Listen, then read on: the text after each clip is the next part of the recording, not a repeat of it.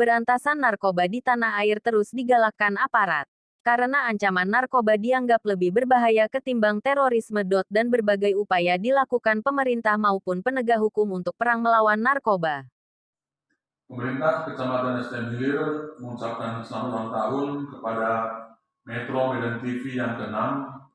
Di momen pertambahan usia yang ke-6 tahun ini, semoga Metro Medan TV semakin maju, semakin berkembang, menjadi mitra pemerintah dalam mengawal pembangunan untuk kemajuan kita bersama. Terima kasih. Namun hal ini tidak berlaku bagi Big Boss narkoba di seputaran Desa Patumbak 1. Hal ini dari berbagai penjuru terlihat orang datang sengaja membeli dan menikmati serbuk putih itu.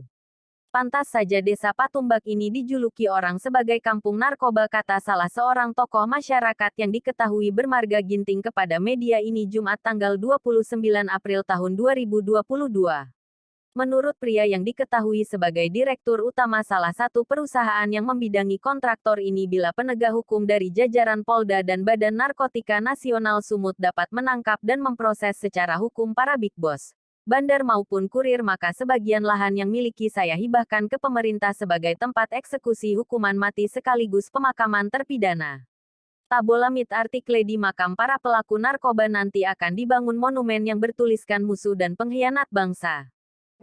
Kami dari PT Tembakau Kediri Medica dengan setulus hati mengucapkan selamat ulang tahun kepada Metro Medan TV yang ke-6.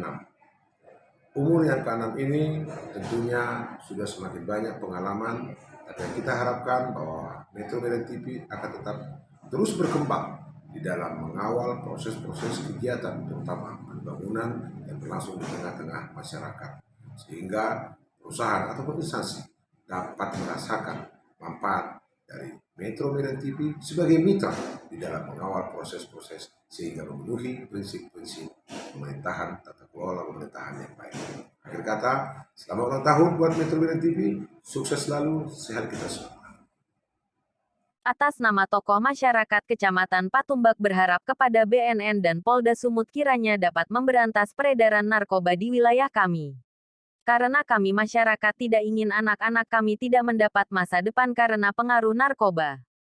Sebelumnya pasar gelap peredaran narkoba di salah satu rumah yang disebut-sebut milik kurir yang tidak jauh dari Kafe Sangar Seni Jalan Deli Tua, Talun Kenas, tepatnya di Desa Patumbak 1, Kecamatan Patumbak, Kabupaten Deli Serdang, Sumatera Utara kerap menjadi sorotan publik. Bagaimana tidak? Transaksi narkoba dilakukan kurir berinisial DP itu secara bebas dan terang-terangan. Apa karena rumah tersebut selalu mendapatkan pengawalan ketat maka penegak hukum di daerah itu ciut untuk melakukan pengerebekan, ungkap warga.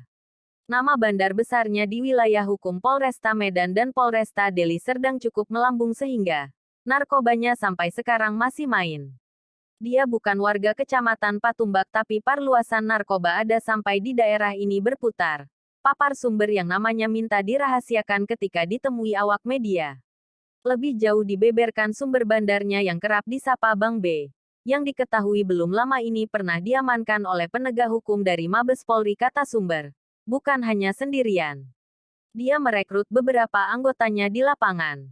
Seperti inisial DP yang bertugas sebagai kurir dan KL bertugas sebagai tangan kanan bandar.